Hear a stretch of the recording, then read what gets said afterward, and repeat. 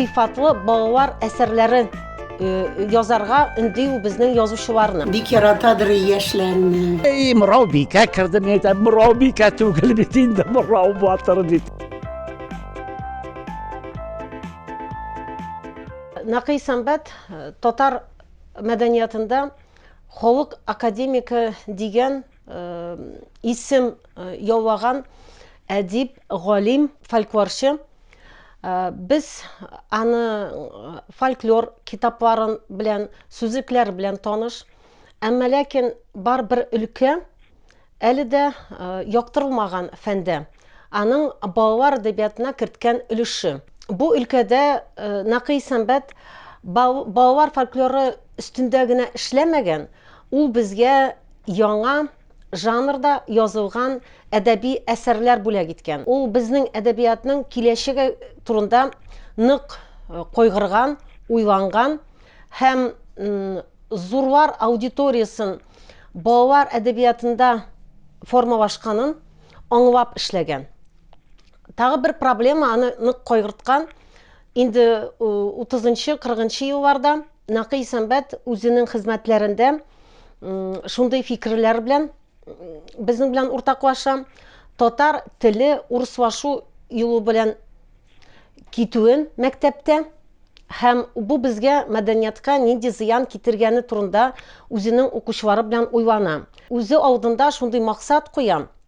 Бу процессны туктату өчен сыйфатлы балалар әсәрләрен язарга өндеү безнең язучыларны. Искитмәле сөйкемле кеше, матур кеше, зыялы кеше иде. Аңардан ниндидер нур аңкып торадыр. Ул менә мөселманча утырадыр. Менә бер аягын шушлай бөкләп, икенчесен менә бу тезен өскә күтәреп. Мин аңардан менә шул икәүләшеп кенә утырганда, икәү генә утырганда сораганым, әйтәм, сез физкультура белән шөгыльләнәсез, инде сез бит 90-ны узгансыз. Юк, физкультураны мин яратмыйм, шөгыльләнмәдем. Мине 6 яшьтән мәдрәсәгә бирделәр, шул мәдрәсәдә менә шушлай сәкедә утырганым, гомерем буе мин шушлай иҗат итәм, шушлай утырам бит. Беләдерем, 70-нче елда ул өйләнде мигә, 92-нче елда минем кулымда үлде ул.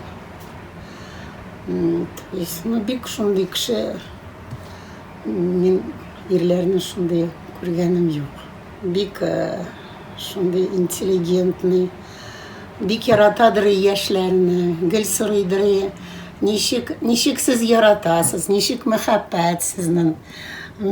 Кабинетка бик яратмыйдыр кешеләрне кергәнне.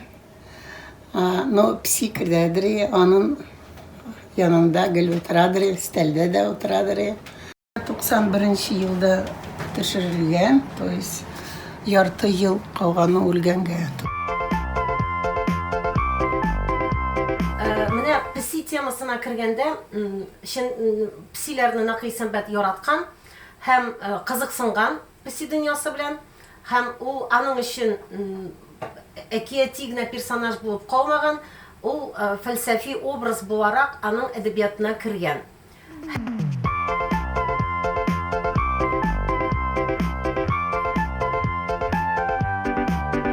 Миңа бит инде ул вакытта төшергә дигәндә 36 яшь иде миңа.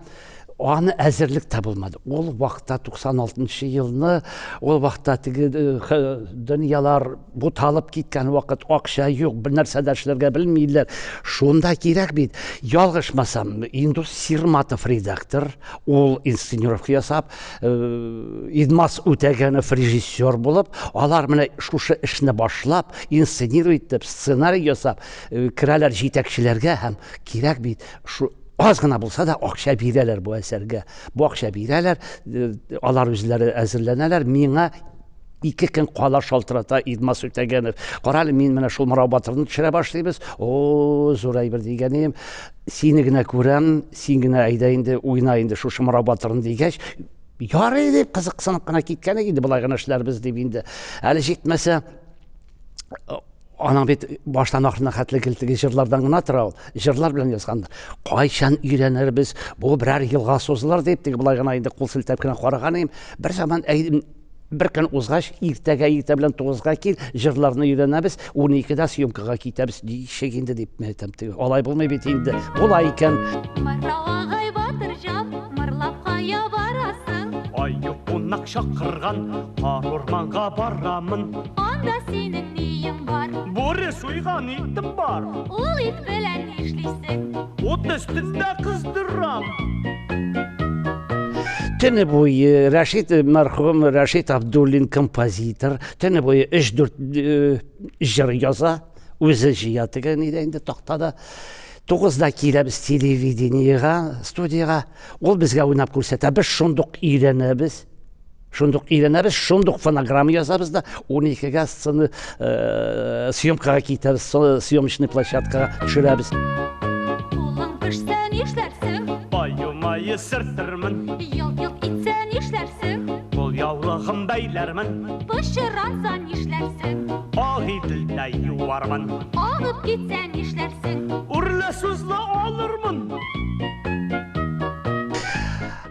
Ничек өйрәнгәнбез 2 сәгатьтә 3-4 җырны Алла белсен инде. Шуннан соң мин бит инде ул вакытта 36 яшь миңа инде егет түгел, тәнгә ит кунган, булайрак инде бераз кайбер җирләрдә инде күбрәк тә кунган. Костюм тарафыннан костюм бит инде юк әле тегелмәгән. Булар нәрсә эшлиләр? Баралар да опера театрыннан костюм сырыйлар. Анда 20 елга якын Кошкин дом дигән оперетта балалар өчен оперетта уйныйлар. Шул костюмны шул 20 ел буе бер ханым җырчы артистка киеп йөргән.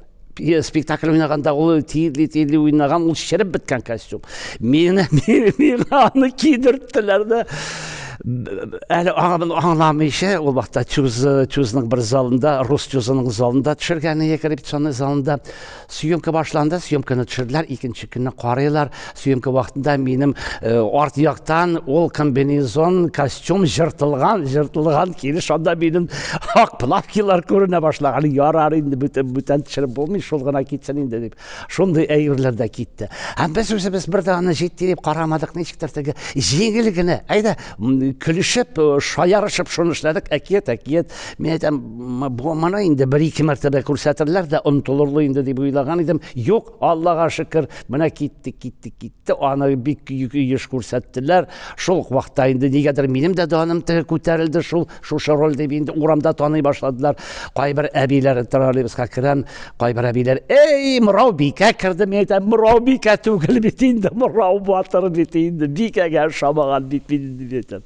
Шуннан соң малайлар дәшә башладылар, Мырау батыр дип. Һәм иң кызыгы, иң рәхәте инде күп, менә хәзер күпме 36-34 ел узган, кайбер вакытта урамда берәр олы гына кеше чүри, "Абый, мин сезнең Мырау батырыгызны карап үстем" ди. Ул үзе инде олы кеше, хәзер миңа шундый сүз әйтә.